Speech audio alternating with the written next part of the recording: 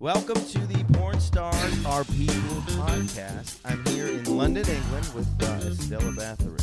Thank you for having me. Thank you for doing this. That was very professional. Thank you for having me. Thank you. Thank you. No, Is this close enough to my face? I think so, yeah. All right. Yeah. Yeah. I was just... So, well, that's the only problem is nobody really wants to hear me talk. So then I always come in clear because I'm loud and I use mics for a living. And then sometimes there's sort of people just drift away from the mic and then Yes. and then it is an editing nightmare. I can feel myself doing that already. I'll try not to. Just like think hip hop, like just think like just like almost you just like on the thing. No, not that one. Feels very intimate. Yes. Yeah, I was watching the other day. Like Talib Kweli was trying to do comedy, and he was holding the mic weird. And if you're ever a comedian and you're mic checking, they'll tell you not to do that. But if you're a rapper, you get to hold the mic in cool ways. Mics, guns, you get to hold them cool ways. Yeah. Might be time for a change. Right. So okay, Now so the camera's on. I'm like, we're having a great conversation. Now you got weird. Now Yeah. I'm like, No, oh my no, we're goodness, great. No, don't what's worry. going It's on like here? nobody watches this. It's fine. No, I'm sure they Yeah. don't. Yeah. You're fine. So Thank you for having me. yeah, so this is an interesting place. I won't. So we're in Shoreditch, and this is my brother is staying. I live in New York, so it's just sort of interesting that I come to London to then sleep above. Oh my God, this is yeah. a picture of New York. Yeah, this is New York City. This is the You Empire know, I State watched Building. King Kong last night. Okay, which one? The new one? The new. Well, it's How not terrible. new anymore. It's actually 13 years old. Isn't that weird? I Wait, keep so the- thinking it's new, the and Jack it's Black not one? new. Yeah. The Jack Black one can't be 30 years. 13 years Oh, ago. 13. No, not Okay, 30. I said 30. Crikey. There was one that Yeah. came out more recently. No. Oh, Kong Skull Island. Yeah. Yeah, I was actually going to watch that directly after because I hadn't seen it yet and I was in the zone. And then I watched the trailer and I just felt after this beautiful Peter Jackson, reenactment of the 1930s that was so atmospheric and lovely, I don't feel like I can watch this brash-looking modern thing. So I decided not to watch it. Yeah, that's a good call.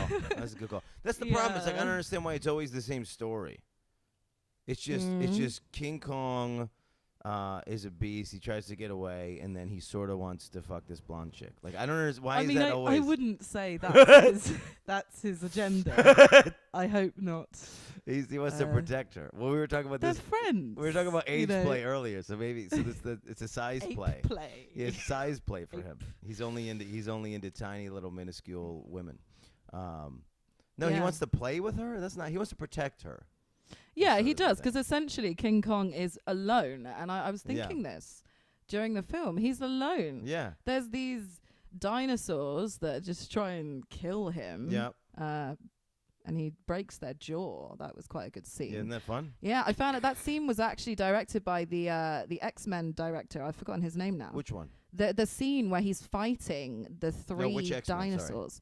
Oh, I don't know. What was his name? I was just on IMDb looking at the trivia of King Kong while I was watching how deep it. you went into this thing. Yeah, everything I do, I'm always like Googling trivia. Oh, that's It's crazy. just my brain. Yeah. Wait, yeah. So what else have you seen recently that like really piqued your interest and makes you like go down this Google trail? Well, I rewatched the new, again, not that new. I rewatched the new version of The Thing recently too.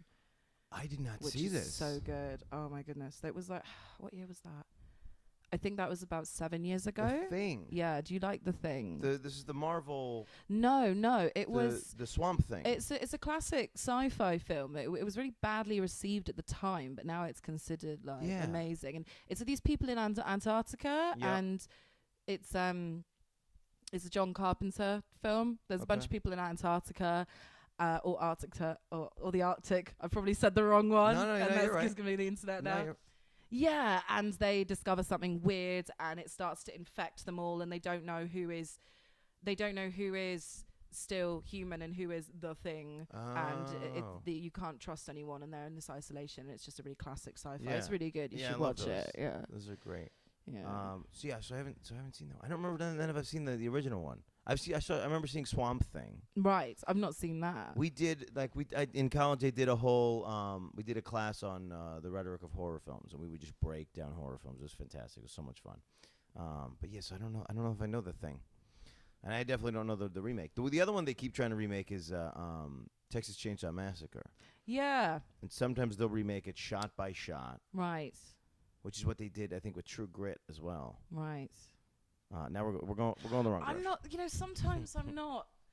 Sometimes I'm not comfortable with remakes. Like I was a little scared. I don't like it at all. I was quite scared of the Total Recall remake. Didn't actually watch it because it's one of my favorite films. Seen it, I haven't. I'm too scared. And RoboCop. Haven't watched that remake. Not good. I did love Blade Runner 2049 though. That was great. It's like when you bring in the original actors and you take the time and you put all the effort in, it really is worth it. So the Harrison Ford piece of that was just so good. So good. Yeah, that was good. I do have to re-see that. And then I think I have a small crush on what is his name? It's good that I don't know his name. The guy in Blade Runner 20. Yeah, the guy. Ryan Gosling. Ryan Gosling, thank you. Don't we all? Yeah. Yeah. Yeah. Yes and no, right? Like, so it's like as a male, who just sees people memeing him. Sorry. You're fine. You just went through New York City. It's fine. Just sees people memeing him all the time. Like, you want to sort of hate. But then as like a person who watches things, you're like, he's fucking good. He's man. Pretty good. He was very good in Drive as well. Drive. That was an amazing film. Okay, Drive is such a strange movie. There's like random brutality that doesn't have any place. Like, what's the reason? You are correct, actually. It's like there was like that. There's a scene in the elevator, and this guy just sort of like, well, clearly like the guy's gonna try to kill him, and then he just smashes his head like a pumpkin. It's just a hostile world, isn't it? It's a very hostile, and I think that might contribute to the vulnerability of the character. Yeah. You know, when you watch Drive. Okay. Right. He's just ready to the fucking soundtrack snap at any time. Anyway. The soundtrack was great. Yeah, the soundtrack was really good. I woke up this morning. Do you ever wake up and then like just need to hear a song? Yeah. And I woke up with a Taylor Swift song in my head, and then I don't remember which one it is. So then I rather than like figure out which one it was, I just asked Siri to play the entire Taylor Swift album. She did, and it was cool, and I was jamming out. It's the first time I heard the album. But then I don't think that the song that was in my head was even on the album. Crap. Do you remember? No, I don't remember, because now I have the other one. Now I have the Is It Cool If It's In? Oh, that, whatever that song is. I don't even know that one. Oh, I like Blank Space. That's in my head now. Isn't it? No? Nothing? I'm just going to keep singing it for nothing, for no reason. Crikey. Well, I don't know Blank Space. So wait, now that I've sung, you have to sing Blank Space. Oh, goodness. Oh, crikey. Sorry, I keep saying that. I've got nervous again. Hey, are you me Australian? nervous. Why are you cracking? No, it's a really dumb thing actually. My friends and I do an Australian accent all that's the funny. time. It's stupid. That's really funny. It's really No, dumb. it's funny. We try to do that in the U.S. with every other accent, and we do, and we fail. Well, no, I have friends who do well, but we fail. Every mostly. time you do it, a person of that accent will just appear out of nowhere and you like summon them. Every time I do an Australian accent at a bar, a guy appears so and they're like, "Hi, where you from?" That's not Australian. Sorry, can't do it. That means you're doing it really well. No, I'm doing it very badly. It's like the Australian call. They hear caw, they like hear it and they like come to it and they're like, "There's another Australian." It's like the bat signal, and then they get there and they're like, "Where are you from? You're from Perth?" And they're like, "No." I think they're just appearing to tell me to shut up. I don't think that's happening. Yeah. Have they told you to shut up? No. This is in your head. There was one guy. He was like, "Where are you from?" And I said, "I'm from somewhere in Australia." You just made up a thing.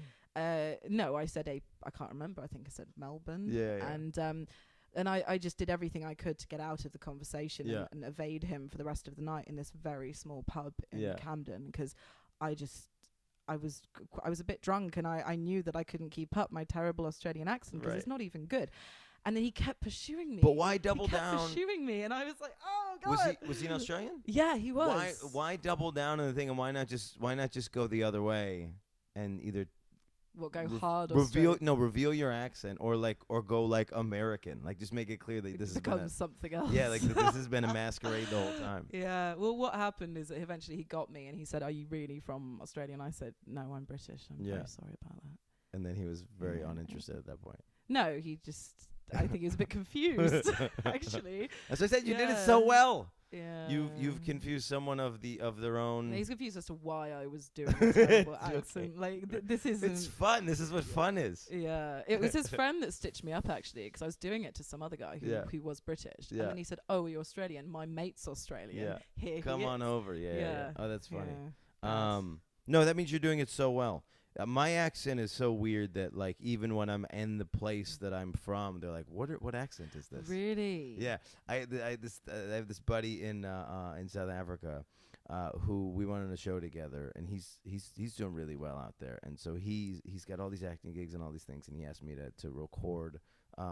He said, "I need this script. I need like a New York accent." And I was like, "Cool, man. I'll read it for you." And you're from New York? Yeah, but no, I'm from upstate New York. I'm from like Albany, Syracuse. So I was like, I'll read it for you, but I need you to know that like my accent is, no one has this accent. It's not what he's thinking of. No one ever will sound like this. If you do my accent, you will not get the part. Like I tried to make it clear. It's like, no, mate, it's perfect. It's the right accent, whatever. So I did the thing.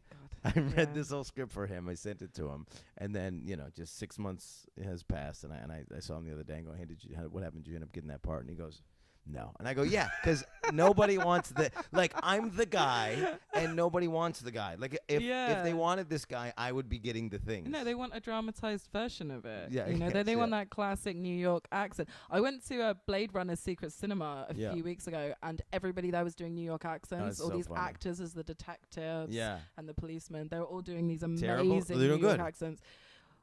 Well, I mean, it was good in the context because I was immersed in this scenario, but maybe it wouldn't be if it was in the pub and you were from New York. I like how you immediately scale back on the thing. You said it was amazing, and I go, "Was it good?" And you go, "It actually might have been shit. It might have been shit." Just being realistic, I suppose. Just have the confidence in the one thing that you say that it holds up. It's so funny. So I do have to mention this is actually this is important. There was last week, and I didn't do enough research to find out that I should have been here for this. But you won an award at the Shaftas. I did, which is your big. Basically, I don't want to demean either spectrum, but I would say it's the AVN Awards of Britain. I mean, our industry isn't anywhere near big enough to compare, because we have such a small industry compared to America, and I wouldn't say it's anywhere near. How many people were there? About 300. Okay. Invite only. It wasn't open to the public. Although people brought a lot of +1s. I brought tons of friends, actually. Yeah, like, I was just terrified about my nomination. You didn't think you were going to win? I didn't think I was. No, I didn't think I was. I didn't mind that I wasn't going to. I thought it was going to go to this other nominee who's a very established performer. She's been around much longer than I have, and she's brilliant at what she does.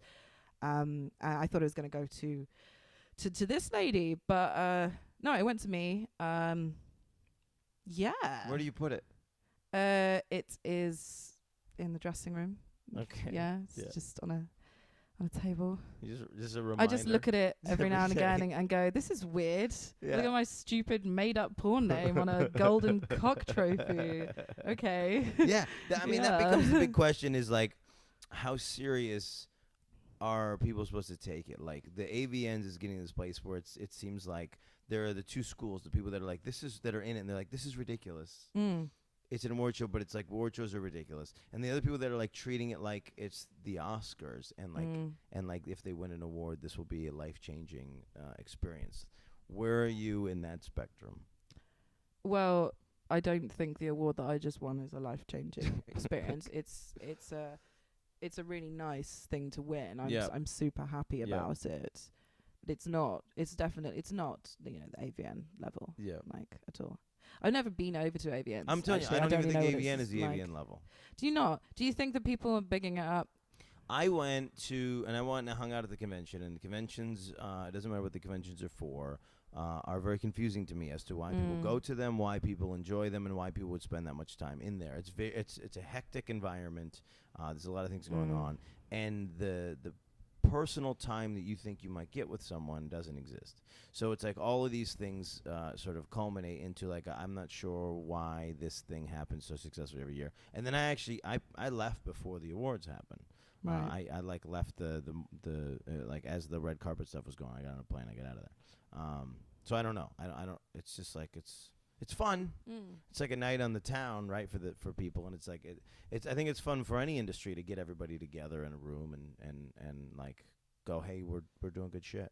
Yeah, but most people are there to get work and network, and that might be a little bit of I mean, I haven't been, I don't know, but I can imagine that might be a little bit of a strange environment to be in, because everybody there is in the process of promoting themselves. Right. Everybody around you is, right? There must be a little bit of a scrabbling to the top, social climbing. Yeah, it's weird. Ass licking, sort of. Yeah. Like, because everybody has to, they have to Literally. be there to network. They're Yeah. working. It's literally, You're it's right. the job. It was weird. It's weird because, but it's also like it's a fan based environment. So I actually, I won't say who this is, but somebody that I interviewed like very early on in the podcast. Then I go to Exotica, and she's like signing at one of her booths. So I just come over with another person that I've interviewed to say hi, and she's just so out of it from being in just signings all day that she like tried to charge us for like a signature, and we're like, no, what? No, we were just we're just saying hi, like hi, like, and we were like, this is weird. So she like, wasn't used to people saying hi to her as a person on that day. Everybody was treating her like a commodity, and she to didn't. Well, sign she also stuff. she didn't even like recognize us as people. Yeah. It was like it was a very strange moment. Yeah, But it's like that sort of like that one experience sort of like defined the entire like convention process for me. I don't know. It was weird. That is interesting. So this was just an award show. It's not a convention. Sorry? So the Shaft is just an award show, not a convention. Yeah, it was just an award show. That's great. One evening in London. And it's something we don't have as comedians, as we don't have any award shows anymore. right. They Really? They do in South Africa. I was just there when they nominated everybody. It was very, very cool to see. Oh, wow. There's nothing for comedians. How was South Africa? South Africa's one of my favorite places. Have you been? No, I've never been. I have a lot of family there, and I want to go. Go now. Yeah. Go right now. Right now. ASAP. What are you doing right now? Go right now. I've got Skyscanner on my phone. No. Shout out Skyscanner. Yeah. Yeah. It's I screwed up, so it took I waited too long to buy my flight back from London to New York. It's some expensive, reason right, it's to very go in and expensive. out of South Africa. I've heard this. So I flew from Paris for like $500 round trip. So not bad. Good. Not bad at all. So it's not that bad. And there's doable flights from London. But London, for some reason, since I've been here, the prices leaving London have skyrocketed. I don't know why. I just Because had horrible timing. they don't want you to leave. To get You're here, trapped. so cheap. Yeah. Seriously. Yeah, like that's how we get you. Yeah. Yeah. And I don't want to leave. But I do have to go back. But I would like to stay. And the fact that my brother's out here is another thing where I'm trying to come back again almost immediately. Yeah. Anyway, South Africa, Johannesburg, fantastic. Mm. Went to Cape Town, unreal place. Yeah. Like a living postcard. What do people do there? What's the like humans? Like what do the humans do? Yeah, like So what's Cape everybody Town, doing when they're I don't know what hanging the out equivalent is in England. Maybe there isn't, but Cape Town I would say is California, Okay. and Johannesburg is New York. So like Cape Town is their slogan is Cape Town, slow down. It's Cape Town, slow down. Slow bro. down. People man. surf, they hang out. Oh, You radical. try to order food, it takes an hour and a half. Like it's like it's although it's similar to sort of the pubs here, but it's like there's just this vibe of nobody needs to accomplish anything in Cape Town. No. And then Joe Berger's like, let's get shit done, bro. I got meetings. I got Right. the earpiece in. Right, so Cape Town's a bit enabling, you could say. For a lazy person like me, that would be very enabling. It's just so Yeah. beautiful. Right. And it's like it's mountains and it's sea and the sunsets are unreal and it just sort of kind of doesn't get cold. It kind of doesn't rain. It's like it's kind of amazing. Although there's a drought, so you can only take 90-second showers. Really? Yeah, which is How is that enforced? I mean it's not. It's not. Is But it? it's like so but if you stay somewhere there's like there's someone waiting outside the shower. that's what it curtain. felt like for me. Excuse me, sir. Because there was like notes How long on, were you in there? Yeah, there was notes on everything, and they wanted you to hit a timer. So like every Oh time the my timer would go God. off, and I would reset it real quick. It just felt like somebody It's was like, very "What?" dystopian. You know what I mean? Yeah. Excuse Yeah. me. Yeah, Get out yeah. of that. Do not be in the water. Oh my God, yeah. You hear about hose pipe bans in England sometimes. What's it? Hose pipe bans. Oh, I didn't even A know. ban on using your hose pipe. And when I first heard of that concept, I thought, wow, how did they do that? Yeah. But it's not enforced at all. It's merely a suggestion. Okay. We suggest, it's not a ban, Yeah. is it? How are Well, you banning it? it's Are you going to humanity, take my though. hose pipe away? Right. Like, what are you doing? Yeah, I mean, you'd be shamed, if you're just like Yeah. hosing stuff. I don't know why. You'd be shunned out of your out of town. People are like, hey, Yeah. don't you fucking hose. You know that there's those people. Yeah. They're white people mostly, and they're like, excuse me. Oh yeah, 100%. You can't park here. Excuse me. 100%. Excuse me, you can't be in the shower for but more than 90 seconds. some people just get off on it. Yeah. They And just do get the thing off anyway. on it. They're Yeah. like, you are. Which is like anything else. It's just like anything else. It's like you're not supposed to litter, but like nothing's going to happen to you if you litter. Yeah. But then that is a good habit You're for just life. a dick. It's a good habit, isn't it? What? Conserving To- water to or not littering? To not litter. All of the things. I mean, in a way, Yeah. it makes you feel better about yourself, doesn't it? Because you're treating the world around you with respect. Sure. Yeah. Sure. I had this. I tweeted once. I said, because I had a buddy who like thinks that littering is as bad as murder. Like he's just like this kind of guy. Crikey. And it's like it's not on that level, right? So he it's must like be stressed. all the time. Just like just all the time. Every time he sees a piece of litter, no. Fuck. No, He's don't just tell him diving to- at it. Yeah, and it's like, and the other thing is like I've never, and the other thing is he also litters in my car. So it's like this is What? Yeah, it's like it's this thing. Yeah, like he but wants the trash to that's- go into the bin outside of the car, not into the world. But then he leaves all of his things in my That's car. how Shout he out feels Andrew about Frank. you. Shout out That's how Andrew he Frank. feels about you. No, but so- is he really your friend? So I'm not. He's a Like, comedian. if he Nobody is thinks anybody it's so anybody ever a bad. friend. No. This is who he is, the person. Like he leaves trash and food and things in his car. Like he has this thing where he just leaves in his car, and then apparently eventually his mother will get around to like coming by and just opening the door and getting all the things out of it. This is how he lives his life. Okay. Anyway, but so my take on the whole thing was I sort of just sort of, and to annoy him, I tweeted this idea that it's like, look, I don't think everybody should litter, Right. but I'm not everybody. And I think that's how we feel about the environment.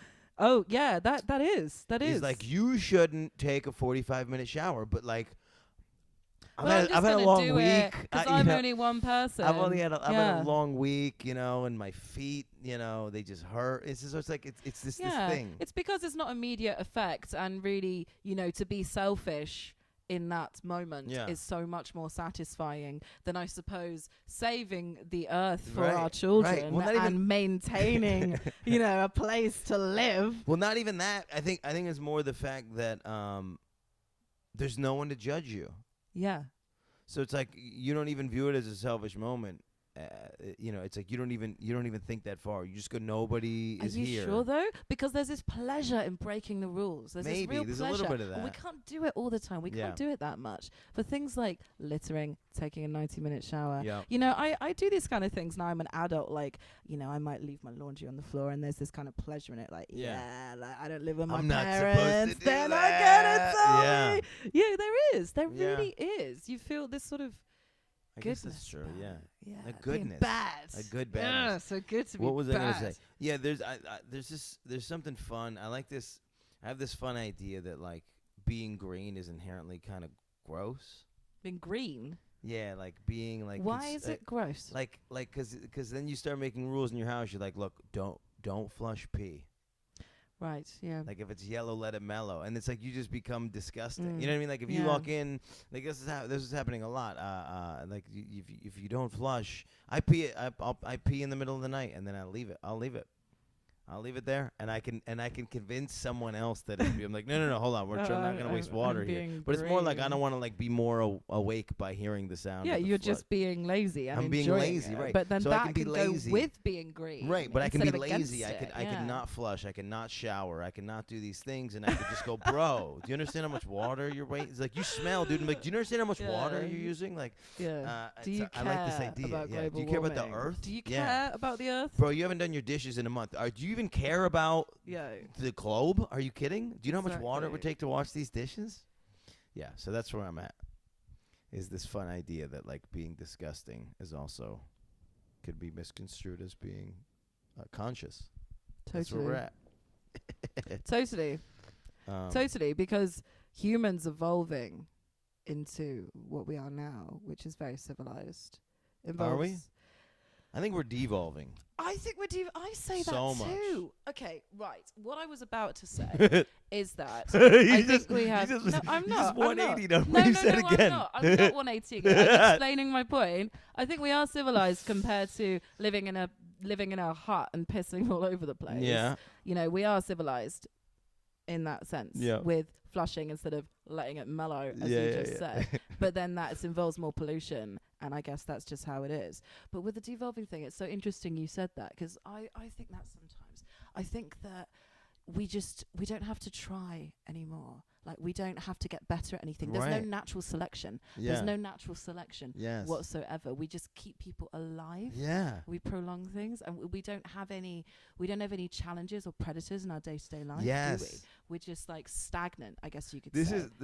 is a really fun argument that I had in so we all think of Africa because we're dumb white people. I'm not speaking for you specifically, but that like there's just like lions running around, right? And it's just like and like you could just get attacked by a lion, and like that's the thing. And they had that movie with Val Kilmer, you know what I mean? Like these things that doesn't exist. Like all the lions are in captivity, and South Africa likes to call it like because it's a reserve and it's the size of France. They try to say that it's nature, but it's not nature. There's walls. They've walled in the creatures, right? And they're letting them sort of like mate, but at the same time they're also getting in there and they're making them mate, right? Control the population as So there's a lot of this, but so I still think that society would be better if like just somebody could get taken out by a mountain lion on a Thursday. Every now and then. Yeah, it's just one of those things. You if you behave in a stupid way, you go up the if you walk around with beef jerky and you're going hiking, you should get eaten by a lion. I believe that. Yeah. I think we need to be in that spot again. Well, it would make us a stronger race. Right. As humans, wouldn't it? Yeah. It would. Like we keep people around. Yes. Only keep the strong ones. I think that's that's the way it should be. And the intelligent ones. I think that's the way. It's not. Especially now we're dealing with this thing, and this is the big debate everybody's having now with Infinity War. Yeah.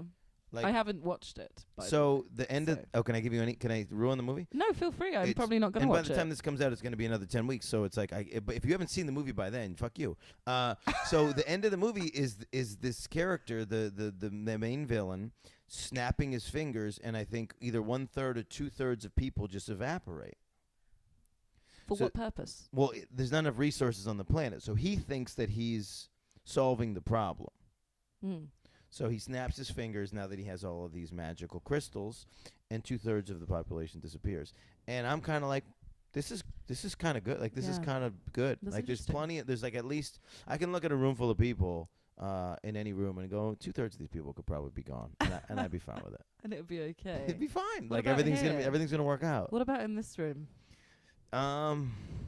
Yeah, I mean that's a weird equation. We already got rid of the fight. So we've already got rid of the we've already fight. killed one. Yeah. We've already So killed we got rid 1/3 of the 1/3, population. but that's yeah. enough for today. It's enough. Yeah. No, but that's the benefit that I have in my life is I choose to be around the people, the 1/3 of people that I want to be around, and then that's sort of what life allows me. Well, that's wise. Right? That is wise. Yeah. Yeah. Just be around the good people. Totally. Conserve your energy. Right. Sure. Cape Conserve Town, your slow down. Emotional, yeah. So back slow to down. back to the King Kong thing, because it had like a weird moment for me. It's like he's alone, isn't he? But like, Yeah. I've been traveling alone for the last 5 weeks, and it's like it's incredible. Being alone, I'm like worried that I'm getting to a place in my life where like I'm becoming so independent and I guess almost selfish to the point where like I would rather do nothing by myself than do anything I don't want to do. I'm fine. I love doing things by myself, actually. Not everyone gets that. Yeah. I've noticed I'll that. invite people to things. People think it's kind of weird sometimes. And then they'll not come. It's my show. And I invite them to come to see me at my show, and then they go, "Oh, I didn't have anybody to come with." And I was like, "What are you talking about? I was going to be there. Yeah. You were going to see me. Yeah, I'm going to be in the audience by myself, whatever." But it's so better what? on your own. Don't you like yourself? Like, what the fuck are you talking about? That's the point. Don't Yeah. you like yourself? I much prefer to go to museums Yes. and exhibitions on my own Yes. because I just don't want to I don't want to walk around with someone. I don't have to explain they're it. gonna have, You don't have to like what they're they distracting. like. Yeah. Yeah, because you'll go at a different pace, won't you? And Yeah. I'd rather just go on my own. I really would. Yeah. I really would. It's There's just something. effort. There's something to going with somebody who you like get along with and is pretty keen, and they can look at the thing and they go, well, this is the, and then you go to a movie and now you're talking about it. But I'd rather go to the movie alone and then meet up later. And then talk about it another time. So that it's not happening while you're doing it. You know what I mean? That's true. That's true. Experience it solo. Yeah. So you can experience it properly. Right. Yeah, And then you can because you're sitting discuss it next to with your somebody and they're going, Yeah. and you're going, why? And you're either going, why is he going on? Does he know something I don't know? Or you're going, you're an idiot. Why are you making that sound here? Yeah. It's tough. Totally. But it's I'm worried that I'm getting to too much isolation. Like I'm worried that this is gonna eventually I'm not gonna be able to be around anybody. I don't think it's a bad thing because you grow as a person when you do shit on your own. Yeah. Like, I think you do. I believe that. I think you continue to better yourself as a person. Yeah. Doing things on your own and just keep doing it. Just keep going and going and going and going until 2/3 of the people are gone. Until What do you do, what do you do on your own that is super fulfilling and enriching? I like going away on my own. Yeah. Yeah, I like I really like Scandinavia. You just go to Norway. Yeah. Without telling anybody. Well, I have to, you know. What if something happened? See, that's the thing. I don't have that as much. I don't know why. I don't know if it's an arrogance of being a male. But I don't have this I have to tell people where I'm at because if something could happen. Because I've realized since I've been here, I haven't really spoken to my folks. Yeah. I haven't really told anybody what's going on. I don't think they know that I'm in London right now. They don't know that I was in Paris 2 days ago. They don't know that I'm going to Morocco next week. Nobody really knows what's going on with me. And it's does it really matter? If I just vanish off the planet tomorrow, does it really matter? My parents would be sad or whatever. They would, but there's also nothing they could do about it. Right. I mean, there's this idea that you have to keep your parents updated where you are, right, in case you die. Yeah. So they know where you how to get your were, body back. I guess. Yeah. If something happens to you, what the fuck are they going to do about right, it, really? Right. So maybe there's... You just fell off the planet. Yeah. Although do you need to tell people? Well, I'm kind of an Instagram whore, so they know that I'm out there. So, yeah, they can see.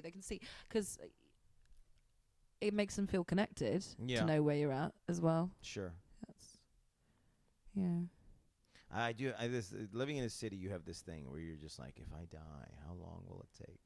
A long time. Before anybody knows that I'm dead. A long time. How long? Well, what do you have in your life? Do you have a cat? Do you have a dog? Do you have a roommate? I don't have any pets. No. So who's the first one to find out that you're dead? Probably my boyfriend. Yeah, he would notice. But if I was still single, which I was for a very long time, I was single for years actually. I don't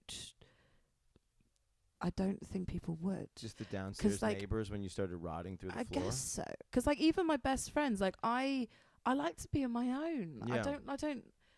I like to be on my own a lot. And if I don't reply to someone, they're not going to be alarmed. Yeah. No, they're not going to think it's strange. They're going to think, oh, God knows what she's doing, but it's something else. Yeah.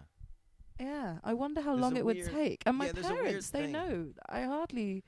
And we're back. We were talking about just trying to figure out whether or not we should talk to our parents every day. That's really what the whole thing was, right? That's really what it was. Yeah. I don't think my parents want to talk to me every day. I mean, no, I think they would not enjoy it. And I think I do. I think that it's a I think it's a positive for who you are as an adult, right? Yeah. No? Yeah, but as I got older, I've realized how much you can actually learn from your parents. For sure. You know, and I never thought that when I was younger. Right, but I think that now too. Yeah, now I want to connect with them. Yeah. And I think they've realized I'm a bit of a twat. Are your parents are together? Yes. This is a weird one that I find is you sort of especially when people start to go in your life, you start to wonder if the person that they married was the person that Oh yeah. was the person they should have been with, Oh, yeah. or the person that they feel like. Mm. And it's this weird thing, and like, and if your parents stay together, you can't really ask them. Your parents are together. You can't like corner mom and be like, let's be honest, Mom. Are you sure? Was there somebody you needed to fuck? You never did. You know what I mean? It's like you just because you want to know those things, but you don't want to know those things. It's this weird vibe. I think that they can make it quite apparent sometimes, and I think that with older generations, there's this acceptance that you just marry someone and then you just stay. Yeah. In that, you marry the first person who seems like a good match. Yeah. Well, no, And I you just do I it. have this bit I'm working on. It's like no. There was only like 25 people in your town who were the same age as you, who were the opposite sex as you. So you just had to pick one. Yeah. That was it. Pick one. Or now. move to another town. You Those could, were your you choices. could also do that. Yeah. But basically, you just pick one and you figure it out. Yeah. You pick the hottest one and you hope that it holds up. Yeah. And hopefully, you can make it work. I can't imagine being in that situation. I really can't. Being in a town that only has 25 people? Well, that. I think it'd be but better. Mainly having to marry someone. Having to marry just someone, getting period. married Yeah. young, picking someone because it's what you do. Yeah. Getting married because it's what you do, and staying married. Something about it. I still romanticize and I like. I mean, I spend a good time on stage talking about how monogamy is like almost impossible at this stage. I think so. But I like relish the days where it could work and where you just did the thing. You can make it work. Like we all have friends that like you have to forgive them for terrible shit and you just stay the thing together and you stay the course and it's whatever and it's fine and eventually it's enriching again. It's like yeah. And it's like and you have to and with your family, it's your family, so you have to just figure it out. Like these are things that you can do as a person and you can grow to make the other person be a part of your life still. And I think we're losing that completely. That's no good. And then also there was this other thing of like I know gender roles were sexist and you know and terrible to because of what they put the people in the two positions to do. Yeah. But when there was two defined roles, whatever the thing was, that was great. You come home and you go, you didn't do the thing that you were supposed to do. What the fuck? That's more straightforward. I'm doing the other thing. You do this thing. Well, I don't want to do this thing. Fine. You do this thing and I'll do that thing. But pick a thing and fucking do it. And then now we're all just going, well, I can do everything. I don't even fucking need you. And we can't. We're full of shit. Yeah. We can't do all the things. It would be nice to have a relationship that is a partnership where people are actually working towards a goal, but that doesn't exist anymore. Well, I suppose with the traditional roles, there's a rule book to follow. Yeah. And this is the problem with relationship anarchy. There aren't rules and people have no fucking idea what they're doing. Yeah. And that gets very, very complicated. Right. I get to be an independent person today, but tomorrow I want you to cuddle me. Exactly. It's like it's difficult to communicate this with somebody else and magically be on the same page. Not even that. Like I don't think we even know what we need. Well, no, I don't. And we're full of shit, actually. and we want to pretend, again, that we can handle everything. Oh, yeah.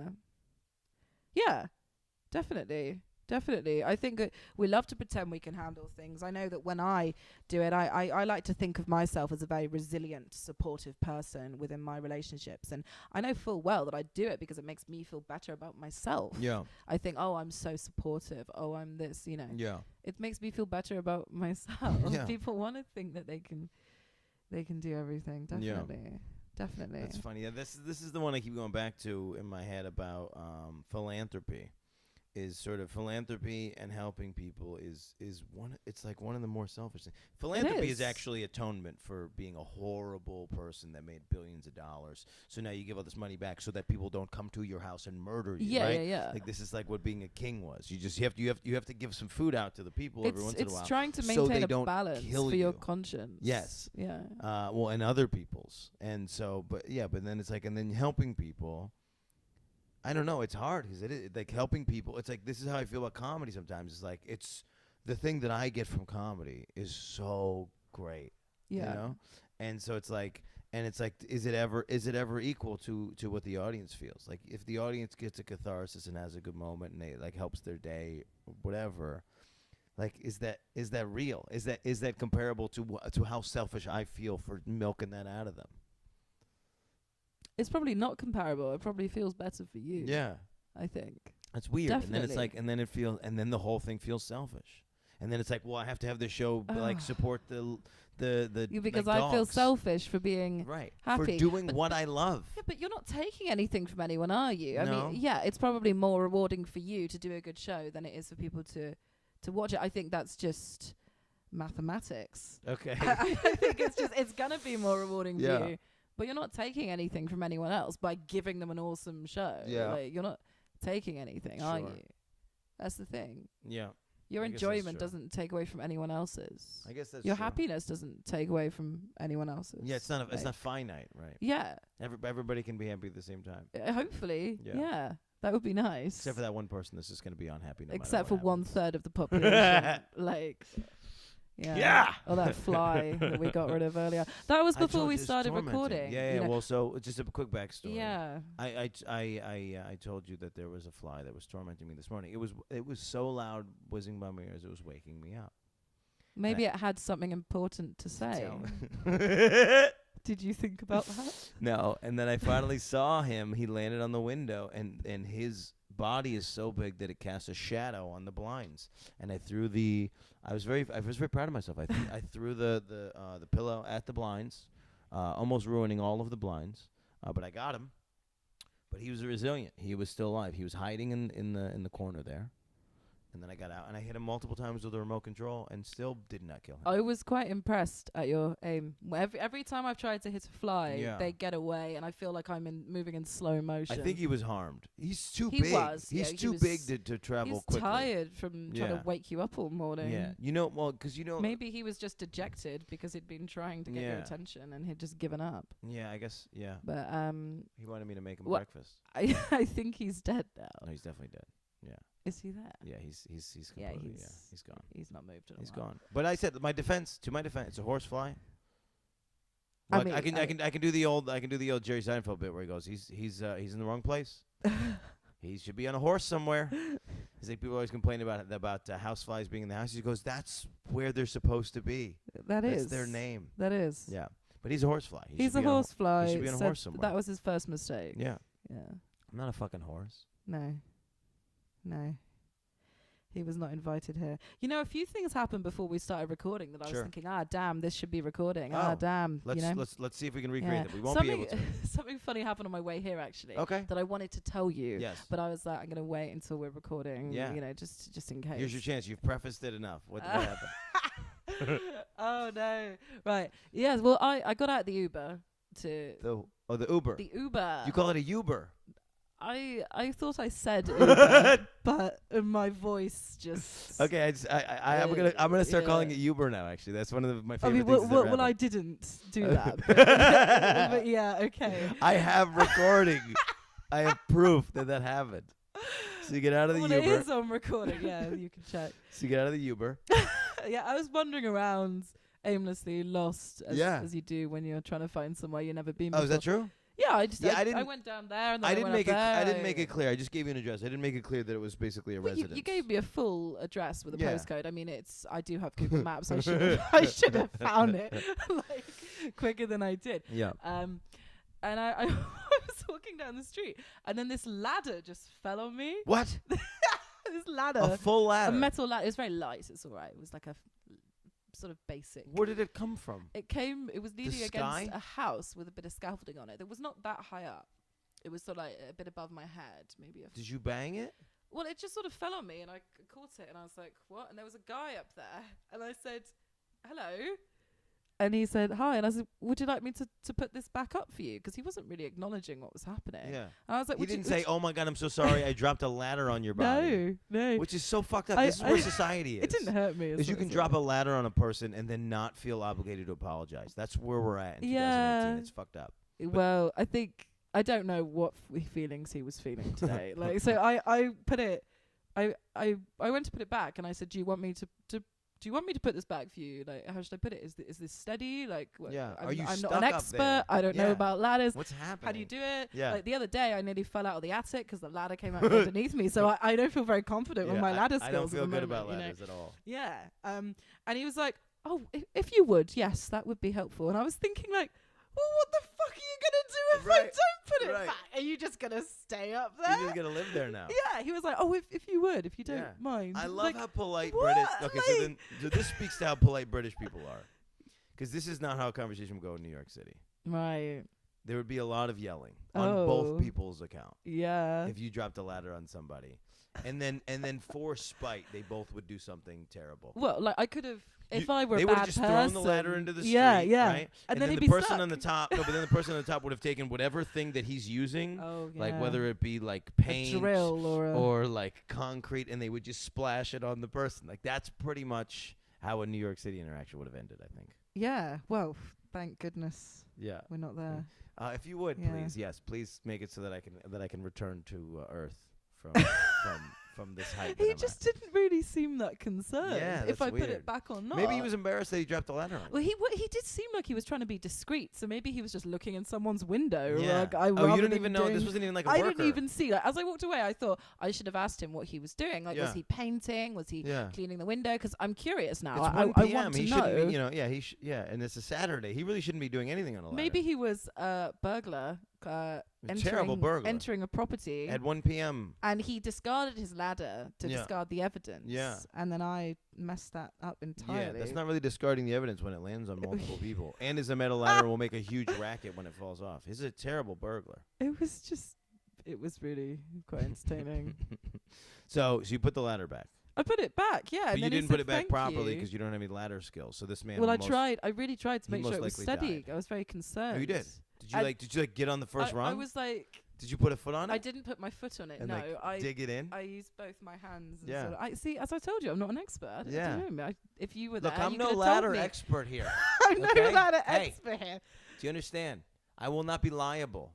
That was my favorite. I'll try my in South best. Africa, on all the mountains, they put ladders and they put chains and they dug them into the rocks so that you could climb up the mountain. But then right next to them, they wrote a sign that said, "We are not liable for this ladder.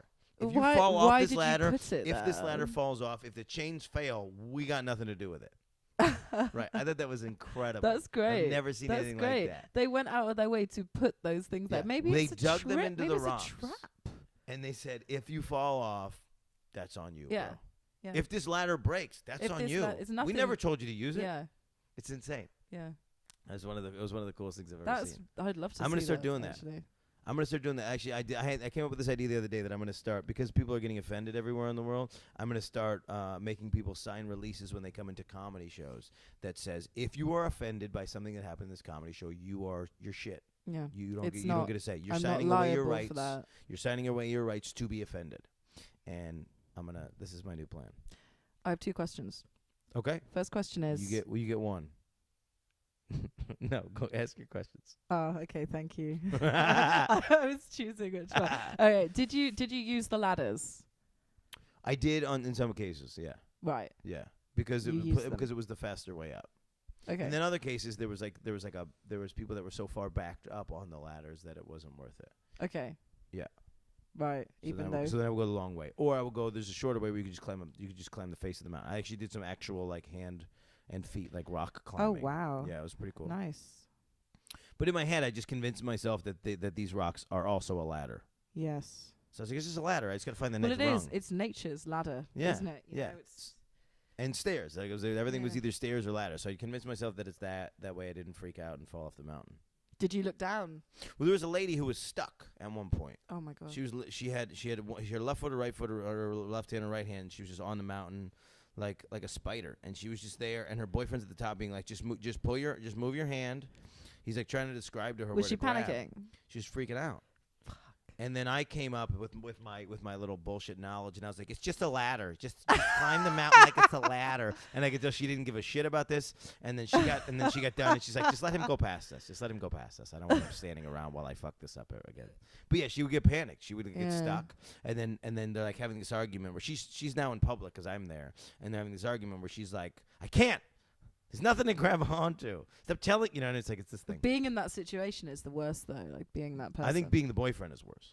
Oh yeah, maybe. Watching a person who wanted to have quality time with you fuck it up. Yeah. And then be panicked. And Okay, then now he also doesn't know how long it's going to take as well. Right, and now you're liable because it's way hard Yeah. to go down. So it's like now you're liable for her behavior and her the thing, and this is like your entire relationship could be breaking apart as you're doing it. And then also you're judging then her. He could just leave her there. That's what I mean. But Yeah, you're also well, you can't do that. But you're judging her for being shitty at everything.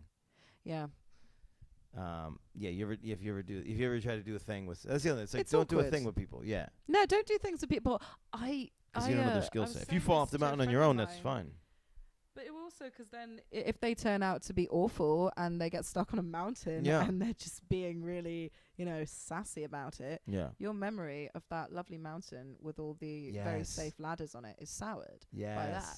And that's another, I know it's a bit nihilistic, but that's another reason why I think it is cool to do things on your own, because you do them with yourself. Yeah. And you don't have to remember it with someone else who Yeah, turned out to be a that's exactly dick. what I did. I was supposed to go on a date, and this girl was late. And then I was like, it's probably not going to go good if we do this as a date anyway. Yeah. And so I gave her like a 15-minute window, and then I was like, I'm out. Yeah, totally. Which I thought it actually ended up being a 40-minute window. We agreed to a time. It actually ended up being an hour and 10-minute window, because she set a time for 10:30. I didn't go to bed till 4, so I texted her at 4. I said, hey, I think you dodged a bullet. I said, let's just do 11. And she goes, and then I wake up in the morning to some weird emoji that doesn't mean yes or no. What emoji was it? It was like the bug eye emoji.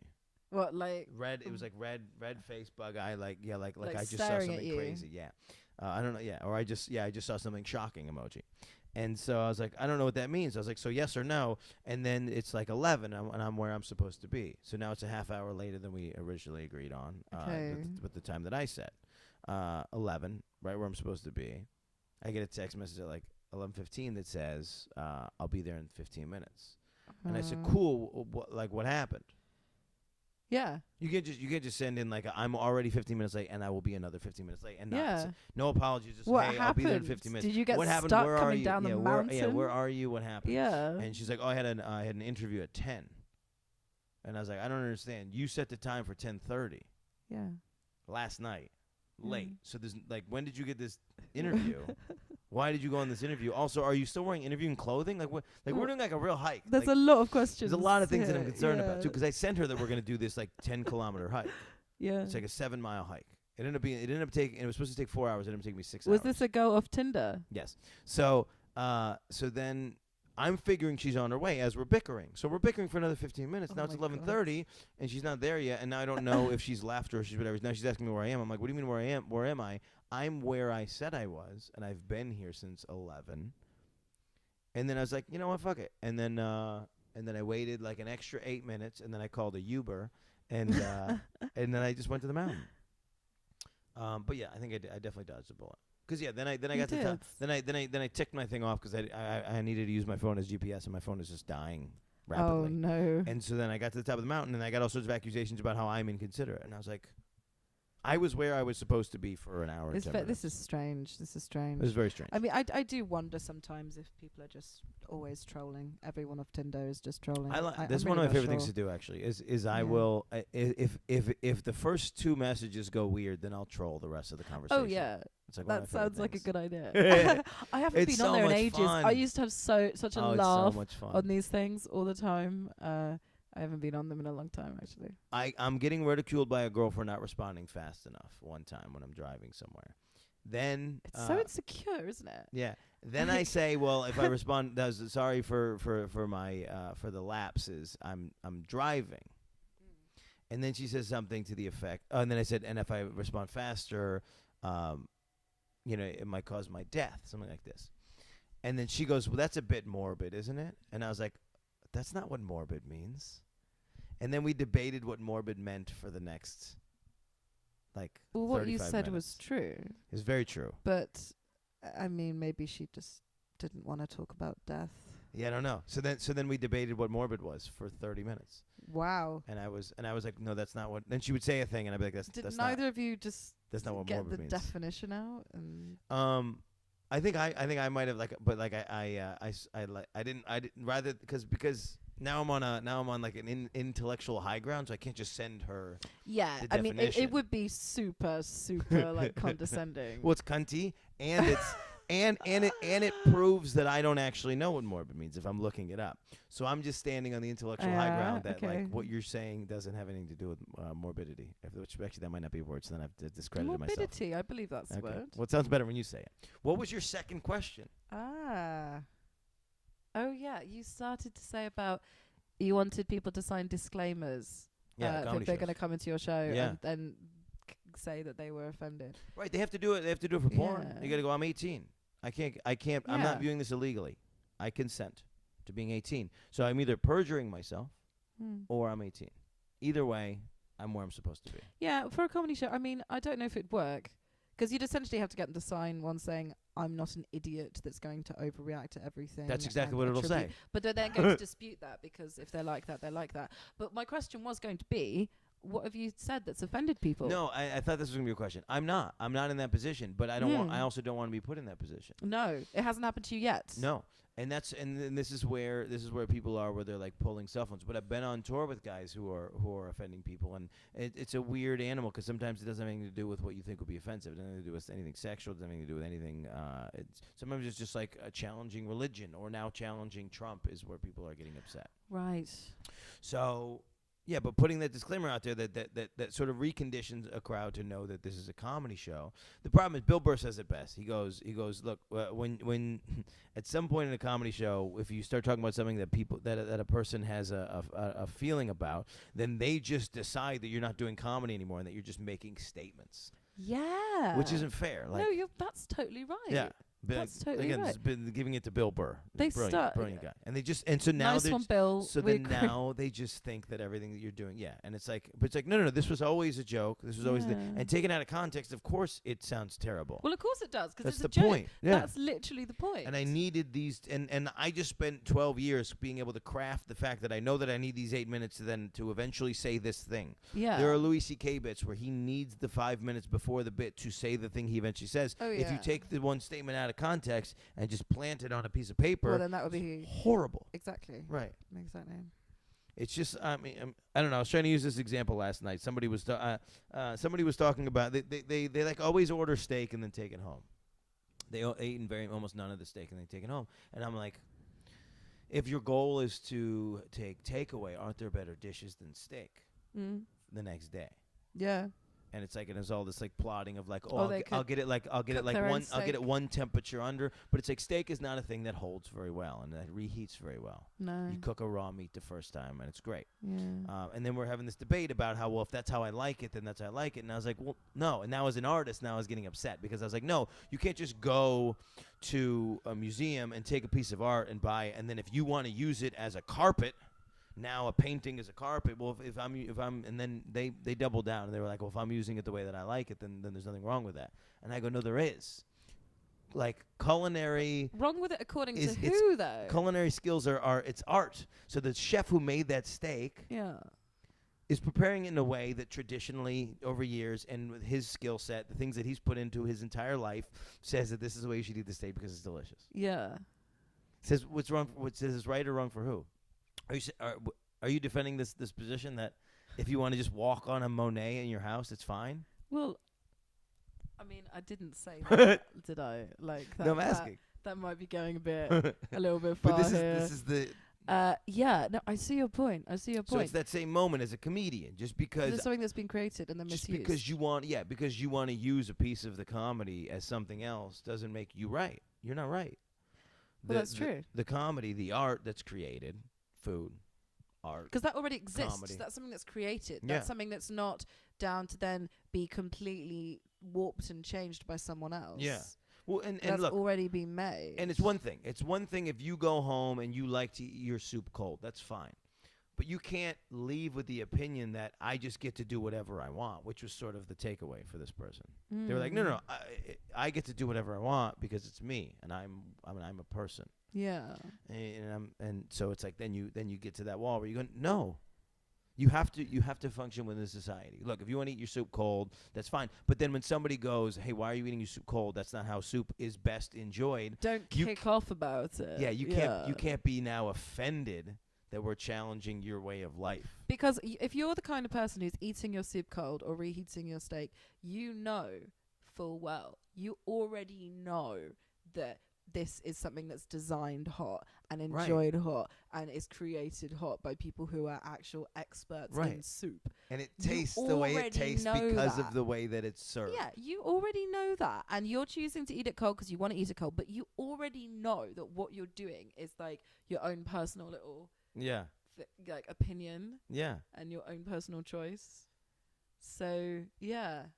Yeah, well, so it became very fierce because it was like some of my brother's coworkers. Then I was like, all right, I was like, I got to figure out how to get out of this. I didn't even know I was in an argument before until it was too late, and I was like, I got to figure out how to get out of this. Oh God, here in London last night. Yeah.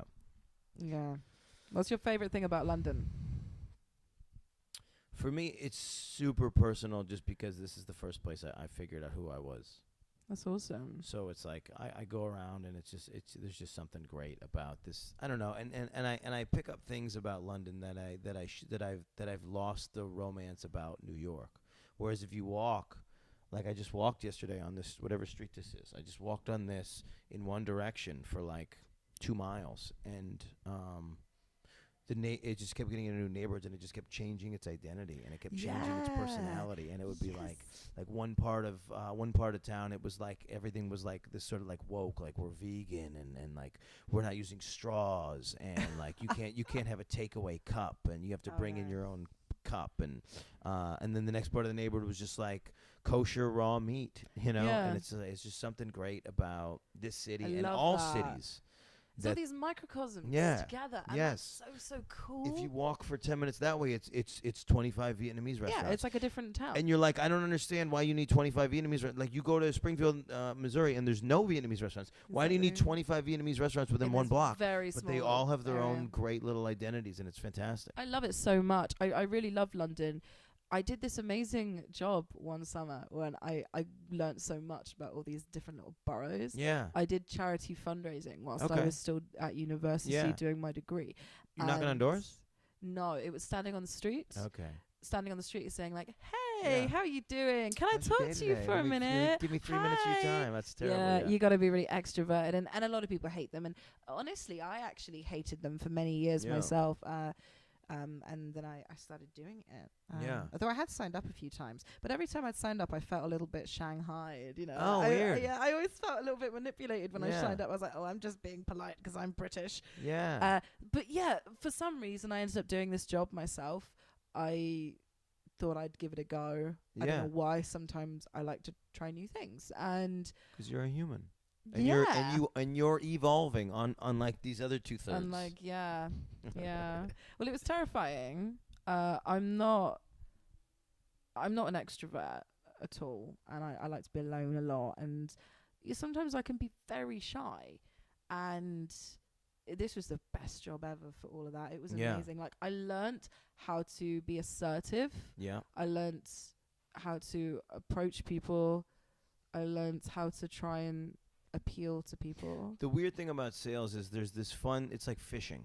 Yeah. So there's this fun moment where like you got them on the hook, but then they're like running away, and the hook's gonna the line's gonna snap, and you got to figure out how to like coax it back in so that you're not abusing them, or as you say, shanghaiing them, and that you're giving them something from this process, and you're actually like slowly understanding human nature and human motivation. Exactly. This is like the most interesting part about trying to sell anybody anything. Yeah, because every single person is so different as well. You can't apply like a blanket formula to people. I would almost go the other way. It's like there are certain little tricks you figure out that will always work. Do you think? Yeah, like because you like. So I used to call up alumni at the university, and I'd ask them for money, and I became the person who has raised the most amount of money at my university. And so well done. What's that? Well done. Oh, thank you. I never really got. And I have nothing to show for. I don't have like a big gold penis or anything to like show for this thing that I achieved. Yeah. I wish I did. Just like a gold, like dollar sign or something. Nothing. I got nothing. Yeah. But like I could feel people pulling away, and then you sort of like skip it, and there's a script, and you just sort of skip ahead to the end of the script, and you go, look, how about $20? Right? Just like you just skip to the thing, and it's like there's that moment of like, look, all this stuff that I was going to say is important, right? But at the end of the day, You're a valuable person, and here's what we're trying to get to, and I'm cutting through the bullshit, and here's the moment. And you go, how about $20? Yeah. But then they feel super valued and respected when you do that, and that's a trick that charity fundraisers use a lot. Yeah. Yeah. I mean, but also, is it fair to call these things tricks because it's for a good cause and it's encouraging people, and really deep down people do want to be good people and they do feel good from giving money like this. But I was always very conflicted about that, and I remember in the staff meetings we'd be discussing things and I'd be like, well, isn't that manipulative? Yeah. And I remember the boss was so blind, he'd literally be like, well, what do you mean? And I was like, this is manipulative. Yeah. Like, what am I not supposed to say out loud? Yeah, like, everybody knows. Yeah. Everybody says this about charity fundraisers and cold callers. Yeah. And all the time. Everyone says it. You're trying to leverage somebody's guilt. I'm admitting it. Yeah. Like, yeah. That's interesting. But we need that, don't we? Don't we need somebody to go, like, look us in the eyes and go, what the fuck are you doing for society? Well, why not? Because again, it's that helpful. shower moment. You're in the thing. You're taking a 90-minute shower because fuck it. It's a drought, and I shouldn't be. I'm running my hose because fuck it. Because my oregano is more important. Because we're all going to die anyway. Sure. And everything's going to shit anyway. Right, you can go there. So I might as well be selfish. I may as well be a piece of shit. Right. So then we need someone on the street to go, why are you a piece of shit? Can I have $20? Yeah, why the fuck not? That's a good thing. It's all balance. It's a good thing. It is balance. It is balance. Because is it healthy to be a selfish person all the time? Not really. I think it's the least healthy for an individual. Yeah. Because it's like I've become so independent that like having somebody else drive me to a thing starts to make me nervous now. Me and my brother were gonna go see my grandfather like around Christmas, and then my father wasn't doing anything that day. He's hanging out. He knows we're going. We had set it up so that I was driving, and then my father goes, well, he's like he's got a bigger car. He just goes, you just hop in with me. We'll all go over. And I just got so nervous. Yeah. I got like so uncomfortable because I was like, I won't be able to like just come and go as I please. Yeah, control the situation. And I was like, I'll just drive myself. And it's crazy. I mean, it's crazy, and it's not healthy, I think. But I got to go do some other shit. It was great. Yeah. I went and saw a movie afterwards by myself. It was fantastic. I love going to a movie by myself. I do it all the time. I haven't done it this whole trip. Have you been to this awesome cinema called the Prince Charles Cinema? It's just off Leicester Square. It's my favorite place ever. Oh, it's so good. They always do little events and stuff too. I went to a Kevin Smith premiere there, and he talks for like 2 hours. Which when he doesn't talk. Kevin Smith, the Jay and Silent Bob. Silent Bob. And he did a Dogma and all these things. Yeah. You should go to the Prince Charles Cinema. It's independent. There's a really cool one down here, but they only have 2 screens. So they were showing all kinds of cool shit last week, all kinds of independent shit that I've never seen, and then this week they're showing like Finding Dory and like and like something else I've already seen. I was like really bummed out. I looked at their lineup last week, and it was 4 movies, and they would go every other time slot. They would switch, and this one they're just showing 2 movies throughout the whole week. It's just a bummer. Prince Charles Cinema. No, there's something cool it's about cool. all They these do a lot theaters. of documentaries. That's awesome. Stuff like that there. Yeah. So have you seen anything that was a documentary that really like blew your hair back recently? I've been watching a lot of old Louis Theroux recently, actually. What was it? Yeah, I've been watching a lot of old Louis Theroux recently. I don't know this. Actually. Oh, do you not know him? No. He's a British documentary filmmaker. And I just thought of him because I went to see his most recent one at that cinema. Yeah. But I actually have been watching some of his old stuff recently too. He's cool. He went to do some with the people from the Westboro Baptist Church. And I'm not familiar with any. The Westboro Baptist Church? No. Oh, it's this a group of hardcore Christians in America that are super, super anti-gays. Okay, no, I might have heard about this one. Okay. And they do a lot of protests about various different things. Yeah. And were these the ones that were there? Oh, what was the thing? There was something going on, and they showed up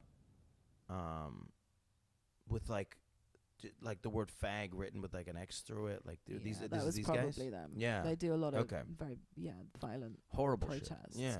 Yeah. Well, Louis Theroux has gone and just completely infiltrated them and hung out with them. Oh, that's great. Yeah, he's done it with a lot of extremists. How do they not know that he's... They do know. But because he's so like... he doesn't come in on the offensive. Yeah. He comes in asking questions to kind of coax things out of people. Yeah. So they think, oh, this is an opportunity for us to show that we're good. Yeah. And that's a good documentary maker, And then isn't it? yeah, this is the debate I had with the guy with the trash. Was he keeps watching documentaries and leaving with the opinion of the filmmaker. Yeah. And then thinking that he's, and I'm going, no, that's their opinion. Like you're not taking the information and then processing and then coming out with your own thing. What you're leaving with, the emotion you're leaving with, is exactly what the filmmaker was asking you to leave with. So yes, you're not really learning from the content. Yeah. You're just sort of taking from. And especially now, documentaries are very, very targeted on making you leave with an But it shouldn't be so targeted. No, it used to be great. I went to journalism school. Opinion. Right, I went to journalism school. You want to leave with this sort of like, I don't know. Like parts of the OJ documentary, you were like, I don't know. I don't know if he did it, and I don't know if he's a bad person. Totally. And then it kept going. It ended and up that's taking educational. That's education. That's awesome. And that's great. Oh. Well, you didn't have this guy. You didn't have Mr. Rogers, but I saw a fantastic documentary about Mr. Rogers. Yeah, I haven't. What's the documentary like? It's called "Won't You Be My Neighbor," and it premiered in New York. I don't know if it's anywhere else. But every time a good documentary comes out, then immediately following Hollywood like watches, and it's like Burger King to McDonald's. They like watch what McDonald's does, and they make a decision. So except for the money's higher in the reverse in this case. So they'll wait till a good documentary comes out, and then Hollywood will make a movie about it. So they've cast Tom Hanks to be Mr. Rogers in a biopic film. Oh right. But the documentary just delved deep into like the psychology of Mr. Rogers and how he just believed that we were teaching children all of the wrong things in all of the wrong ways, and the way that he would talk to children about serious and specific topics. Like there was a period of time where people were banning and getting mad that black people were using their swimming pools. White people were mad that black people were using their swimming pools, and they were pouring bleach. Like the hotels would come and pour bleach into the pool while black people were in the pool. And so the next week, Mr. Rogers goes on, and his mailman's a black dude, and he gets the mailman sitting next to him, and he just has his feet in a pool, and he's like, "Oh, I feel so good." He's like, "Join me." And then the mailman's like, "No," and he's like, "No." He's like, "Join me. Take your shoes and socks off and put your feet in the pool with me." And they just hung out and they had a chat. That's a good way. That's such a good way to. And they had a chat. That. Oh, it's brilliant. Yeah. What's Mr. Rogers' background? Like, where's he coming from? He was actually a pastor, which I didn't know that. Really? Yes. Okay. Yes, but he never no part of the show. Nothing had anything ever to do with religion. Never had anything to do with religion. That's so good. Yeah. That's so good. It was just about love and acceptance and appreciation and humanity. Oh, it's brilliant. It's a brilliant documentary. That's awesome. I'll be watching that. Yeah. ASAP. Check that out. This is a fun episode. Yeah. We've been on probably for almost 2 hours now. We've been on for a long time. So I appreciate your time. Are you wanting to be winding up? Winding up? What does that mean? You want to wind down? Yeah. Well, I was gonna ask. Wind it down. Yeah, this is one of the longer episodes. I'm gonna ask you to promote your stuff. How do they follow you on the internet and such and so forth? Yeah. Well, I'm Estella Bathory everywhere. Do you want to spell it in case we don't understand? It's a dumb name, isn't it? I don't think that's true. My name is Dan Frigolette. I don't think there's no name that I would look at and call it dumb. Yeah. Well, I think your name's fine. I thought some grand compliment was coming. Yeah. I think your name is fine. It's fine. Yeah. It's fine. Don't worry about it. Yeah. And my name's actually from a clerical error. Oh, what? Tell this story. Do you want to hear this? Yes. Okay. I know you want to finish up, but yeah, it was an error. So I got given the name Estella when I shop for a website called petgirls.com. Okay. Which is an awesome site.